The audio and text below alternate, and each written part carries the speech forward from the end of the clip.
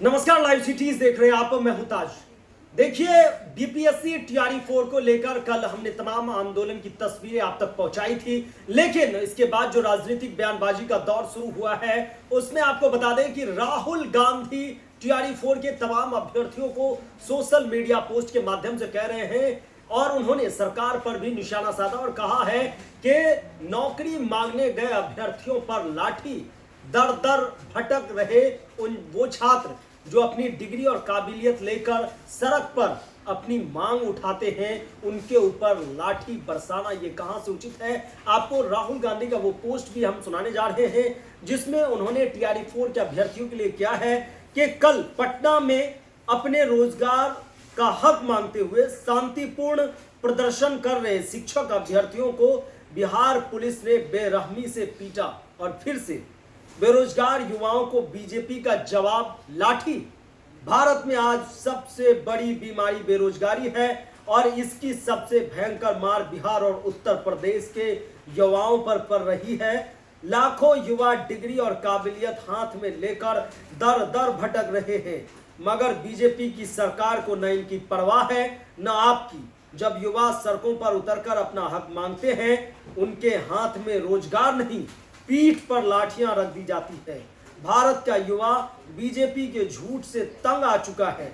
वो अब चुप नहीं बैठेगा और कांग्रेस उनके साथ हर मोड़ पर खड़ी है। यानी कि कल पटना में टीआरई 4 के अभ्यर्थियों पर जिस तरह से लाठीचार्ज हुई है वो पूरे देश में मुद्दा बनकर हो गया है और राहुल गांधी इस पर कह रहे हैं कि क्या युवा लाठी खाने के लिए गए थे। वो अपनी हक और अधिकार की बात कर रहे थे, नौकरी की बात कर रहे थे, लेकिन उन पर लाठी चलाई गई। ये कहीं से भी उचित नहीं है और उन्होंने कहा है कि देश का युवा बीजेपी के झूठ से तंग आ चुका है। आपको बता दें कि कल की वो तमाम तस्वीरें भी आपने देखी थी लाइव सिटीज के माध्यम से कि डाक बंगला चौराहा पर पुलिस ने बैरिकेडिंग कर दी थी वाटर कैनन और तमाम जो दल बदल के साथ, और उसके बाद लाठीचार्ज करके भीड़ को तितर बितर करने का प्रयास किया गया और कई छात्रों पर लाठीचार्ज भी हुई। लेकिन चिराग पासवान, तेजस्वी यादव और तमाम लोगों ने भी इन पर अपनी प्रतिक्रियाएं दी और राहुल गांधी ये साफ कहते हुए उन्होंने कह दिया कि दर दर भटक रहे हैं। ऐसे छात्रों को नौकरी की मांग थी, लेकिन नौकरी न देकर इन बेरोजगार युवाओं पर बीजेपी की सरकार लाठियां बरसा रही है, बेरहमी से पीटा जा रहा है। आपको बता दें कि ये शिक्षक अभ्यर्थी कई स्टेट से लेकर ही आज तक आंदोलन कर रहे हैं। लगभग 2 सालों से यह आंदोलन कर रहे हैं और टीआरई 4 को लेकर सड़कों पर उतर रहे हैं और कल भी आपने देखा इसमें कई की गिरफ्तारी हुई है। अब तक जो है 5000 अज्ञात छात्रों पर एफआईआर दर्ज हुई है।